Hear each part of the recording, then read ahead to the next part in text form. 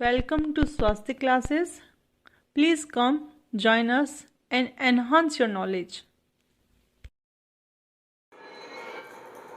कक्षा 10 में हम कर रहे हैं सांख्यिकी।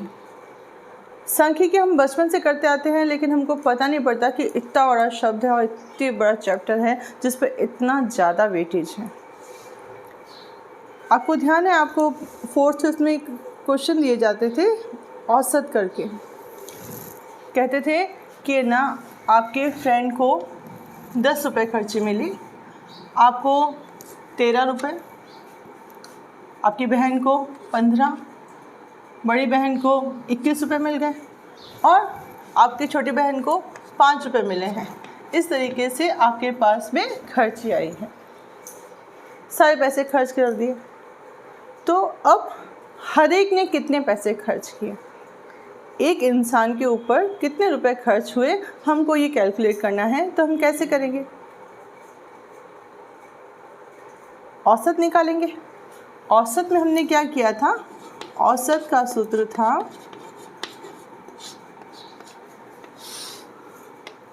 कुछ याद आ रहा है? आंकड़ों का क्या? आंकड़ों का योग और आंकड़ों की संख्या।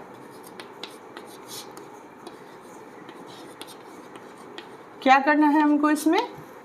कितने आंकड़े हैं हमारे पास? 1 2 3 4 5, ये हमारे पास 5 आंकड़े हैं। और ऊपर क्या करना है? इनका योग करना है। ऊपर यानी अंश में क्या करना है? इनका योग करना है। 5 + 10 + 13 + 18, 5 + 10 + 13 + 15, ये 15 लिखा हुआ है, + 21। ठीक है, अब इनको जोड़िए। 10 और 5 15, 15 और 15 30, 30 और 10 40, 40 50 60, 60 और 1 61 और 3 64। कितना आया? 64/5। अब इसमें आप भाग लगाइए। 64 में 5 का भाग लगेगा, 5 एकम 5, 6 में से 5 गया 1। अब पास वाली संख्या उतारेंगे 4, 5 दूनी 10, घटाओ इसको, क्या बचता है? 4.0, 5 8 40। आप लोग सोच रहे होंगे कि हम घटा क्यों रहे हैं, लेकिन बच्चों ये फैक्ट है कि कोरोना काल में जो 10th में आए हैं उनको डिवाइड नहीं आ रहा, भाग नहीं आ रहा। ठीक है, हमको भी सीधे काटना नहीं आ रहा है तो हमने भाग लगाया है, और भाग लगाने का प्रोसेस हम बता रहे हैं। आप इसको फॉलो करो, इसकी प्रैक्टिस करो तो भाग लगाना आ जाएगा। इतना कठिन नहीं है, सिर्फ 10 तक पहाड़े आने चाहिए। ठीक है, कितना आया हमारे पास? 12.8। इसका मतलब है कि सबसे छोटी बहन ने भी 12 रुपये खर्च किए और सबसे बड़ी बहन है ना, उसको ज़्यादा मिले थे, उसने भी 12 रुपये तक ही खर्च किए हैं। ठीक है, ये चीज़ होती है औसत। ये सांख्यिकी का मेन आधार है। ठीक है, अब जैसे जैसे हम आगे बढ़ते गए, बचपन में तो हमको खाली एक आगे इनको जोड़ दो और जितने हैं उसका भाग लगा दो, ये औसत हो गया तुम्हारा। लेकिन जैसे जैसे हम आगे बढ़ते हैं हमारे पास आंकड़े ज़्यादा हो जाते हैं। उन आंकड़ों को कैसे मैनेज करना, उनसे औसत किस तरीके से निकालना, वो हम आगे वाले क्वेश्चन में देखेंगे। आप इसको नोट कर लीजिए। नेक्स्ट क्वेश्चन हम ले रहे हैं, ये बुक में से नहीं है, मैंने मन से डाला है। देखिए, मैंने लिखा है 20 विद्यार्थियों के 10 में से अंक लिए। ठीक है, पहले हमारे पास 5 ही बच्चे थे जिनके पास हमने औसत निकाला था। ठीक है, अब ये 20 विद्यार्थियों के 10 में से अंक आए हैं। हमको देखना है टीचर ने अच्छा पढ़ाया कि नहीं पढ़ाया, तो हम इनका औसत निकालना चाहते हैं कि बच्चों के औसत अंक कितने आए हैं। ठीक है, तो निकालिए आप औसत अंक, इनको जोड़ो और 20 का भाग लगाओ फटाफट।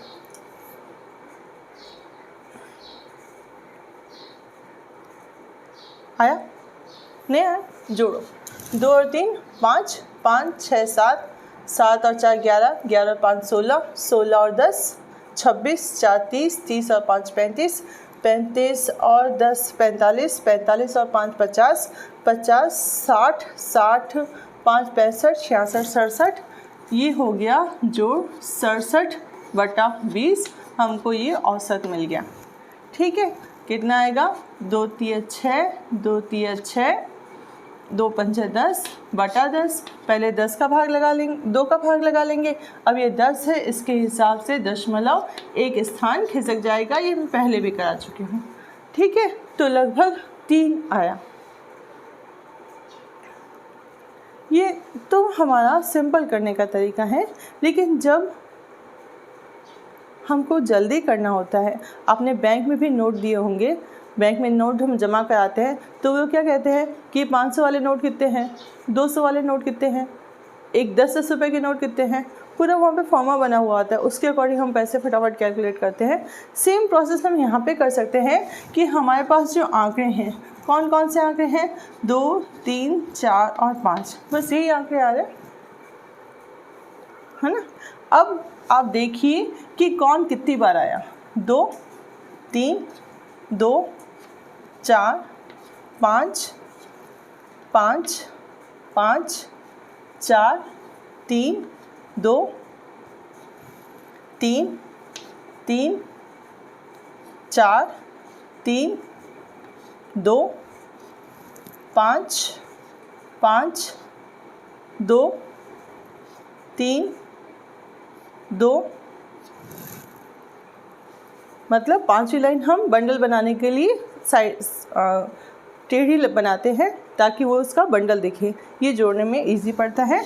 अब देखिए, ये तो मिलान चिन्ह थे, क्या बोलते थे हम इसको? 8वीं क्लास में किया हुआ है ये है मिलान चिन्ह, 9th क्लास में भी है। अब इसके बाद में ये जो मिलान चिन्ह है ये हमारी बारंबारता हो जाते हैं। 5 और 1 6, 5 और 1 6, ये है 3 और ये है 5। अब क्या करेंगे हम इसको इससे गुणा करेंगे कि 2 6 बार आया, यानी 2 को हमने 6 बार जोड़ा है। इसको हम सीधे गुणा करके, बार बार जोड़ना गुणा के बराबर है। 2 + 2 + 2 + 2 + 2 6 बार करेंगे तो 2 छिंग 12 ही आना है। 3 छिंग 18, 4 तिया 12, 5 25। ठीक है, अब हम क्या करेंगे? हमको इन आंकड़ों को जो हमने गुणा किए हैं उनको जोड़ना है। जोड़ने का चिन्ह सिग्मा है, इसको इस तरीके से बनाते हैं। इस चिन्ह का नाम सिग्मा है और ये किसका चिन्ह है? ये योग का चिन्ह है। योग को इंग्लिश में बोलते हैं सबमिशन।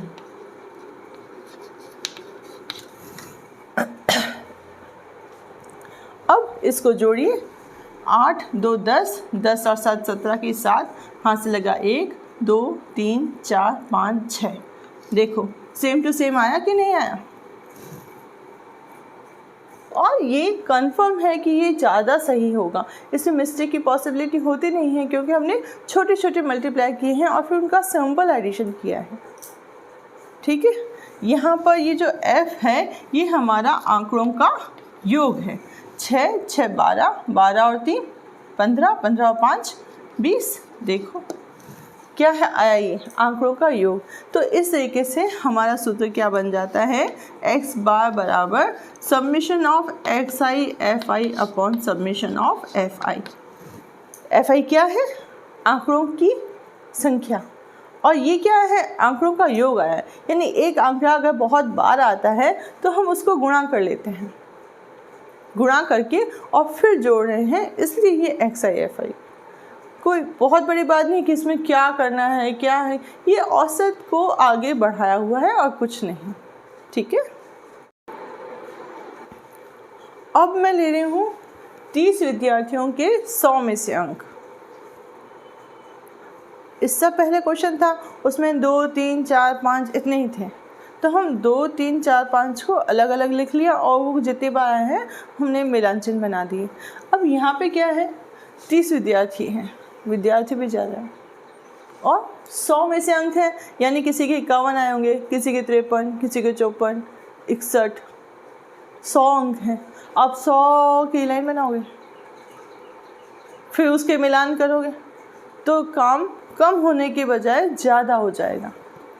इसलिए इसको और सिंप्लीफाई करने के लिए ये किया गया कि हम 100 में से अंक देने हैं ना, तो हम पहले देख लेते हैं कि 0 से 10 में से अंक कितने बच्चों के आए, फिर 10 से 20 वाला देख लेंगे, 20 से 30 वाला। तो ऐसे करके हमारे पास कुल कितने आंकड़े आएंगे? सिर्फ 10, है ना। 50 से 60, आगे भी 100 तक। अब यहाँ पर ये जो हमने बनाया है इसको अलग नाम देना होगा, वो है वर्ग अंतराल। ठीक है, मैं यहाँ पे कर ही 50 देती हूँ, 50 में से अंक। ठीक है, अब देखिए ये है, इसका नाम आया वर्ग अंतराल। 30 बच्चे हैं, मैं बारंबारता इस तरीके से लेती हूँ कि मेरे पास 30 हो जाए। 5, 12, 6, 6, 6, 18, 19, 20, 30, 5, 35 विद्यार्थी हो गए। क्वेश्चन बनाना भी डिफ़िकल्ट है। अब देखो 10 इधर भी है, 10 इधर भी है ना। तो 0 से 9 तक के आंकड़े हमको इस वाले वर्ग में लेने हैं और 10वां आंकड़ा इसमें जाएगा। 10 से 19 तक के आंकड़े इधर रहेंगे, 20 इधर जाएगा। ठीक है, यहाँ से देखने पे हम गलती करते हैं, लेकिन आपकी 9th क्लास की बुक में साफ साफ दिया हुआ है कि निम्न सीमा उच्च सीमा है, तो हमको इस वाले में लेना है क्योंकि 0 वाला इसमें शामिल होगा। ठीक है, ध्यान रखना इस चीज़ को। अब ये तो बारंबारता आ गई। इस सारणी का और इससे पहले वाली सारणी का अलग अलग नाम है। उसमें हमने जो किया था वो अवर्गीकृत था, उसका हमने वर्गीकरण नहीं किया था, सीधे सीधे आंकड़े लिए थे, तो वो अवर्गीकृत बारंबारता बंटन सारणी थी। और अब जो हम कर रहे हैं ये, इसमें हमने x बार निकाला था। कैसे निकाला था? Summation of xi fi upon summation of fi, ये वाला। और अब हम कर रहे हैं वर्गीकृत बारंबारता बंटन सारणी। वर्गीकृत बारंबारता बंटन सारणी ना, अक्षरों को याद करो, क्योंकि जब तक तुम हिंदी याद नहीं करोगे ना, तुम्हें समझ नहीं आएगा कि हम क्या कर रहे हैं। इसमें एक और वर्ड आता है, वो है सतत। वर्गीकृत सतत बारंबारता बंटन सारणी। उस सतत का मीनिंग है कि यहाँ पर उच्च वर्ग सीमा जो है वो अगले वर्ग की निम्न सीमा के बराबर है। ये और ये सेम आते हैं ना, तो वो सतत कहलाती है। अगर आपको सतत नहीं मिलती है तो सतत बनानी पड़ती है। ठीक है, अब मुझे बताओ कि यहाँ पर हमको क्या करना है? इस बारंबारता को आंकड़ों से गुणा करना है। तो मैं 0 से गुणा करूँ कि 10 से? 0 से करूँ तो 0 हो जाएगा। 10 से करूँ 50। 0 से 10 तक अंक 50 आए हैं, ऐसा तो है नहीं। क्या करेंगे? हम इन दोनों को जोड़कर 2 का भाग लगाएंगे, यानी इस वर्ग अंतराल का औसत निकालेंगे। ठीक है, उसको हम कहते हैं वर्ग चिन्ह। वर्ग चिन्ह जो है हमारा हो जाएगा 0 + 10/2। कितना आया? 5। 10 और 20 को जोड़ो, 30। 10 और 20 कितना हुआ? 30। 30 का आधा 15। 20 और 30 50। 50 का आधा 25। 30 और 40 70। 70 का आधा 35।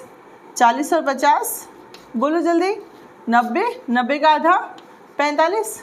ठीक है, ये हमारे पास आ गया वर्ग चिन्ह, यानी हम इसको लेंगे अब xi और ये fi है। हमको xi fi को गुणा करना है, बस यहाँ पे आप गुणा कीजिए। 55 25 12 पंजे 60 की 0, हाथ से लगा 6, 12 कम 12 और 6 18, 25 6 150, मुझे 25 का पहाड़ा याद है। 6 पंजे 30 की 0, हाथ से लगा 3, 6 18 19 20 21। देखो मैं यहाँ पे आपको सीधे गुणा करना सिखा रही हूँ। जब तक टाइम सेव नहीं करोगे एग्ज़ाम में ज़्यादा क्वेश्चन कैसे करोगे? 6 पंजे 30 की 0, हाथ से लगा 3, 6 चौक 24 24 25 26 27। ये जो ऊपर हाथ से लगाते हो ये सिर्फ तुमको दिखनी चाहिए। अब हमको क्या करना है? यहाँ पर समेशन ऑफ, ये नहीं है, समेशन ऑफ fi और समेशन ऑफ xi fi ये निकालना है। 5 7 और 1 8 8 16 8 23 24 24 में से 1 गया 23 3 हाथ से लगी 2, 3, 4, 5, 6, 7, 8, ये हुआ 835। ठीक है, और ये कितना होगा, हमने कितना लिया था इसको 35। औसत आ जाएगा हमारा summation of XI FI upon summation of FI, यानी 835 में 35 का भाग लगाओ। आगे भाग लगाना और औसत निकालना। औसत निकालोगे तो 0 से 50 के बीच की कोई संख्या मिलेगी। ठीक है, भाग लगा के देख लेना। हमेशा हमको आंकड़ा जो मिलेगा वो यहाँ पर जो XI है उसके बीच का कोई आंकड़ा मिलेगा। ठीक है, ये केंद्रीकृत है। ये जो आंकड़े हमको आ रहे हैं वो हमको सेंट्रल टेंडेंसी बताते हैं कि यहाँ केंद्र में कौन सा आंकड़ा आएगा। ठीक है, देखिए ये है ना कंटिन्यूटी में चल रहा है। मतलब हमने तीसरी चौथी में जो स्टार्ट किया था वो औसत था। औसत के बाद में आंकड़ों की संख्या ज़्यादा हुई तो हमने क्या किया, आंकड़े जो अवर्गीकृत थे उनको वर्गीकृत में चेंज किया ताकि हमारे पास 0 से 50 तक के आंकड़े अलग अलग हमको नहीं लेने पड़े। तो उस समय मैं ले रही थी 0 से 100 तक, 100 में से अंक। ठीक है, अब मैंने वही लिया है, मैंने वर्ग अंतराल बढ़ा दिया 0 से 20, 20 से 40, 40 से 60 करके। ठीक है, ये हमारा वर्ग अंतराल, इसमें हमने 20-20 का अंतर लिया है। ये उच्च सीमा कहलाती है, ये निम्न सीमा है। हर वर्ग की अलग अलग है। इस वर्ग की निम्न सीमा 0 है और उच्च सीमा 20 है। इस वर्ग की निम्न सीमा 20, उच्च सीमा 40। तीसरे वर्ग की निम्न सीमा 40, उच्च सीमा 60, ऐसे ही 60, 80, 80, 100। तो अगर एक वर्ग की उच्च सीमा अगले वर्ग की निम्न सीमा है तो हम इस बारंबारता बंटन सारणी को कौन सी बोलेंगे, सतत बारंबारता बंटन सारणी। ठीक है, इसकी बारंबारता दे रखी है यहाँ पे। अब हमको क्या चाहिए, किससे गुणा करेंगे, 12 को 0 से गुणा नहीं करना, 12 को 20 से गुणा नहीं करना, किससे गुणा करना है, उच्च सीमा निम्न सीमा के योग का आधा। ठीक है, वर्ग चिन्ह कैसे निकलेगा बच्चों, वापस बताओ। अभी पिछले क्वेश्चन में किया था 0 + 20/2 कितना आया, 20/2 कितना होगा ये 10। फिर 20 और 40 के बीच वाला निकालना है तो हमको बीच वाला निकालना है, इसका मतलब इनका औसत निकालना है। यानी 20 और 40 को जोड़ोगे कितना आया 60, 60 का आधा 30। फिर जोड़ो 40 और 60 कितने होते हैं, 40 और 60 बोलो जल्दी, 100, 100 का आधा 50, 60 और 80, 60 और 80 140, 6, 6, 12, 2, 14, 140 में 140 में 2 का भाग लगाओ कितना आएगा 70। ठीक है, 80 और 100 180 कितना हुआ 180 का आधा 180 यानी 18, 18 का आधा कितना हुआ 9, कितना आ जाएगा 90। ठीक है, अब क्या होता है बच्चों कि यहाँ पे हमको XI FI को गुणा तो करना है, नो डाउट हमको करना ही है और करना ही पड़ेगा। लेकिन क्या होता है कि इससे इनके गुणा बहुत बड़े बड़े हो रहे हैं। अब 18 को 5 से गुणा कर रहे हैं, 5 को 7 से गुणा कर रहे हैं, तो बहुत बड़े बड़े आंकड़े आए हमारे पास। इसके लिए हम और इसको सरल करते हैं। हम क्या करते हैं, ये जो वर्ग चिन्ह दिया है ना, इसमें से हम किसी को मान लेते हैं कि यही हमारा माध्य है। मतलब जो भी माध्य आएगा वो 0 से 100 के बीच में ही आएगा। और ये जो हमने वर्ग चिन्ह निकाला है ये इन्हीं आंकड़ों के मध्य की चीज़ें हैं। तो इनमें से हम किसी को कल्पना करते हैं कि माध्य यही है। क्या है कल्पित माध्य, हमारा माना हुआ। हमने मान लिया कि ए जो है वो हमारा बीच का आंकड़ा 50 है। ये विषम है तो हमने बिल्कुल बीच का ले लिया। अगर सम आंकड़े होंगे तो बीच वाले दो में से कोई भी एक लोगे तो आपके आंसर में कोई फर्क नहीं पड़ेगा। ठीक है, ये नहीं डिसाइड कि सम है तो ऊपर वाला लेना है कि नीचे वाला लेना है, ऐसा कुछ नहीं। बीच वाला आंकड़ा कोई भी हम कल्पना कर रहे हैं कि चलो माध्य हमने मान लिया कि ये माध्य है। अगर ऐसा देखते हैं तो ए हमारा 50 है, उस समय हम क्या करेंगे डी आई निकालेंगे जो कि एक्स आई माइनस ए है। यहाँ पे आई से क्या मतलब है, मैंने यहाँ पे भी लिखा है x y is equal to summation of x i f i upon summation of f i. I क्या बोला है, तुम लोग पूछते भी नहीं हो, कमेंट में लिखा करो ना। कुछ नहीं समझ में आया तो एक बार बताओ, आपके दिमाग में हम कैसे घुसे। आपको जो नहीं समझ में आ रहा है वो आपको हमको बताना पड़ेगा ना, कि हमको ये पता नहीं पड़ रहा है। हम भी छोटे थे, नहीं समझ में आता था, पूछते थे आई क्या है। तुमने पूछा कभी? आई यानी पहला आंकड़ा, दूसरा आंकड़ा, तीसरा आंकड़ा, चौथा आंकड़ा, ऐसे कितने आंकड़े हैं हमारे पास यहाँ पे, हमने कितने ले रखे हैं? 5। तो वो कह रहा है d i is equal to x i minus a. X i क्या है? एक्स आई वर्ग चिन्ह है, एफ आई बारंबारता है। आई मतलब अगर हम पहली वर्ग चिन्ह की बात कर रहे हैं तो पहली बारंबारता से गुणा करना है, ठीक है। और यहाँ पे क्या कहा हमने कि डी आई हम निकालेंगे तो फर्स्ट जो होगा वो एक्स आई में से ए को घटाने पे आएगा। एक्स आई यानी पहला एक्स क्या है? 10, इसमें से ए को घटाना है, यानी किसको घटाना है? 50 को। दूसरा एक्स क्या है? एक्स सेकंड क्या है? 30, 30 में से किसको घटाना है? 50 को। हमेशा एक्स आई माइनस ए ही करना है, यानी ये जो सीक्वेंस है वो एज इट इज़ लिखनी है और उसमें से हर एक में से आपको 50 को घटाना है। क्या होगा? 10 में से 50 गए माइनस के 40, 30 में से 50 गए माइनस के 20, 50 में से 50 0, 70 में से 50 20, 90 में से 50 गए 40, ठीक है। अब ये है कल्पित माध्य विधि, ठीक है। इसका नाम है कल्पित माध्य, मान के हमने किया तो एक कल्पित माध्य विधि है। अभी भी देखो 20 और 40 के आंकड़े ये भी ज़्यादा है, तो इसके आगे हम क्या करते हैं? देखो इन सब में किसी का भाग जा रहा है क्या? किसी का भाग जा रहा है? 20 का भाग जा रहा है, तो हम यहाँ पर h मान लेते हैं 20, ठीक है। मैं अभी थोड़ी देर के लिए ये मिटा देती हूँ। आपने ये उतार लिया, नोट कर लिया? क्या बताया? पहले औसत बराबर आंकड़ों का योग बटा आंकड़ों की संख्या, फिर मैंने स्पेशल चीज़ जो अलग बताई थी, अलग नहीं है बताई थी आपको याद रखने के लिए, कि सिग्मा जो है वो ये वाला चिन्ह, इसको सिग्मा बोलते हैं, ये योग का चिन्ह है। और बोलते क्या है? समेशन, सम यानी जोड़ना, है ना, ये समेशन का साइन है।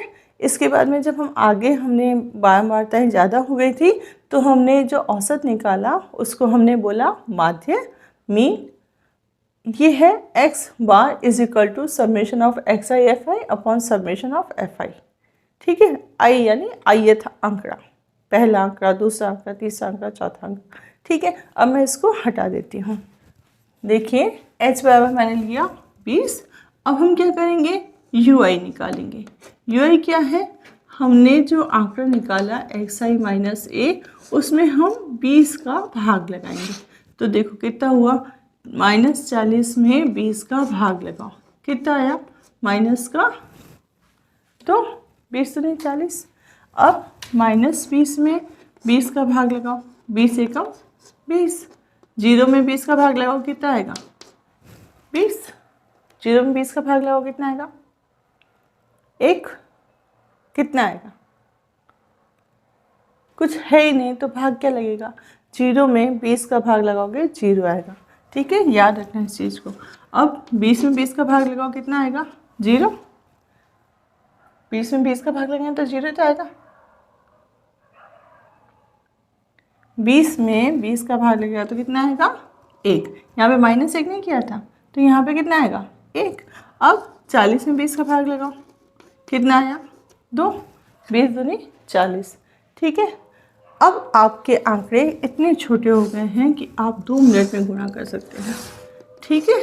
कैसे होगा? यहाँ पर ये हमारे पास आ जाएगा एफ आई यू आई, यानी पहले वाली बारंबारता को यू आई से गुणा करना है, ठीक है।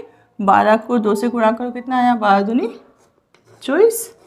फिर 8 को 1 से गुणा करो, कितना जल्दी हो गया? 18 को 0 से गुणा करो, जीरो ही आएगा। 5 को 1 से गुणा करो, 5 एकम 5, और 7 को 2 से गुणा करो, 7 दूनी 14। अब बताइए आपके गुणा जल्दी हुए कि नहीं हुए? हुए ना। इसलिए ये जो आगे आगे हमको सिखाते जा रहे हैं वो हमारे क्वेश्चन को इजी करने के लिए सिखा रहे हैं, ठीक है। और डिपेंड करता है, अगर यहाँ पे आंकड़े ज़्यादा हैं तो आपको कल्पित माध्य मानना है। अगर ये जो आंकड़े हैं उनमें किसी एक संख्या का भाग सब में जा रहा है तो h लेना है, ज़बरदस्ती नहीं है। इसके हिसाब से अब देखिए क्या हुआ, इसको जोड़ना है, समेशन ऑफ fi ui जोड़ो। पहले समान चिन्ह वाले जुड़ेंगे, 20, 24 और 8, 8 से 24, 8 चौक 32, माइनस का 32, 14 और 5, 19, प्लस का 19, कितना आया। अब ये दोनों असमान चिन्ह हैं, असमान चिन्ह है तो घटेगा, घटेगा बड़े में से छोटा घटेगा, चिन्ह वो आएगा जो बड़ी संख्या का है, ठीक है। 12 में से 9 गया 9, 10 11 12, 2 में से 1 गया 1, वो भी माइनस का, ठीक है ना। अब देखो हमारे पास फॉर्मूला क्या था, x बार बराबर summation of fi ui upon summation of fi। fi कितना है, fi कितना है, 10, 20, 30, 40, 45 और 5 50, ठीक है। 50 बच्चों के लिए है तो ये 12 था। हमारे पास आंकड़ों का योग कितना आया, 50 आया। ये आया समेशन ऑफ fi, ठीक है। अब देखिए हमारे पास सूत्र चेंज होगा, क्यों होगा, क्योंकि हमने इन आंकड़ों में से, इन सब आंकड़ों में से अपन ने एक चीज़ को तो घटा दिया था, है ना। वो रो रहा है, मेरे को क्यों घटाया बिना बात के, मैं भी तो हूँ, मेरे को क्यों घटाया। तो हम उसको यहाँ पे लाके बिठा देते हैं और इसको जोड़ देते हैं, कितने को घटाया था ना, अब चुपचाप बैठ जाते को जोड़ दिया, ठीक है। अब बताओ अब कौन रो रहा है, कोई तो है जो रो रहा है, वो है h। मेरे को क्यों भाग दिया, मेरे को क्यों भाग दिया, तो हम यहाँ पे लाके उसको गुणा कर देते हैं, ठीक है। इससे क्या होगा कि अगर तुम इनको गुणा करके और फिर जो जोड़ के उत्तर निकालते या हम सिंपल जो औसत कर रहे थे उसके और इसके मान में फ़र्क नहीं आएगा। ये सिर्फ हमारी कैलकुलेशन को इजी करने का प्रोसेस है। अब ए देखो, ए कितना लिया अपन ने, 50, ठीक है। fi ये कितना आया, माइनस का 13, fi ये भी 50 है, और h कितना था, 20, 0 से 0 कैंसिल हो गई। अब आपको क्या करना है, सिर्फ इस चीज़ को ही सॉल्व करना है, फिर जो भी उत्तर आता है उसको 50 में जोड़ना है या घटाना है, ठीक है, जो भी आता है। 13 दूनी 26, 50 माइनस 26/5, ठीक है। भागे का ना आता है, 26 में 5 का भाग लगाएं, 25, 1.0, 5 दूनी 10, ठीक है। यही है भाग, सिंपल भाग किया है। अब हमको क्या करना है, 50 में से 5.2 को घटाना है। कैसे घटेगा बताओ, 50 में से 5.2 को हम घटाएंगे तो कैसे घटेगा, रफ वर्क मैंने अलग कर दिया। 50 में से 5.2 इस तरीके से घटाते हैं, सही है। घटाओ कितना आया, 5 में से 5 गया, 10 में से 2 गया 8। ऐसे नहीं घटाते, ये गलत है तरीका। अगर किसी संख्या में दशमलव नहीं लगा हुआ है तो इसका मतलब है कि दशमलव उस संख्या के जस्ट लास्ट में है, यानी ये संख्या है हमारी 50.0, ठीक है। अब इसमें से 5.2 घटाना है तो हमको पॉइंट को इसके सेंटर में रख के 5.2 से घटाना होगा। अगर यहाँ घटाने में गलती करोगे तो फिर कहोगे हमको पता नहीं था, हमारा उत्तर नहीं आया, सारा क्वेश्चन ऐसे ही चला गया, हमारा तो गलत आया, ये उत्तर तो हमारा आया ही नहीं। कहाँ गलती कर रहे हैं, घटाने में। दशमलव वाली संख्या को जब भी घटाते हैं या जोड़ते हैं तो दशमलव हमेशा एक प्लेस पे आना चाहिए। दशमलव दिखाई देता है तब तो ठीक है, पता है दशमलव है, लेकिन जब नहीं दिखाई दे रहा है इसका मतलब वो पूरी संख्या के आखिर में, ये पूर्ण संख्या है, पूर्ण मतलब 50 पॉइंट, इसमें कुछ भी दशमलव में नहीं है, तो ये 50.0 है। ठीक है, 50.0 में 5.2 घटाना है। अब आराम से घटाओ, 10 में से 2 गया 8, 9 में से 5 गया 4 और यहाँ पे बचा 4, 44.8, यानी औसत नंबर कितने आए बच्चों के? 44, जो 0 और 100 के बीच में कहीं पे यहाँ पे हमको नजर आ रहा है। ठीक है, आपको थोड़ा थोड़ा समझ में आया। अब जैसे हम प्रश्नावली के क्वेश्चन करेंगे ना, ये तो क्वेश्चन मैंने मन से लिया था, जैसे जैसे एक्सरसाइज के क्वेश्चन करते जाएंगे वैसे वैसे आपके माइंड में क्लियर होगा। और मैं ये चाहती हूँ कि इसके आगे वाला वीडियो आप देखें ना, उससे पहले एक बार सेल्फ फर्स्ट क्वेश्चन करके देखिए। पहले आप करके देखिए, उसके बाद आगे का वीडियो देखिए कि आपने जो किया है वो हमारे किए हुए काम से मैच हो रहा है कि नहीं हो रहा। ठीक है।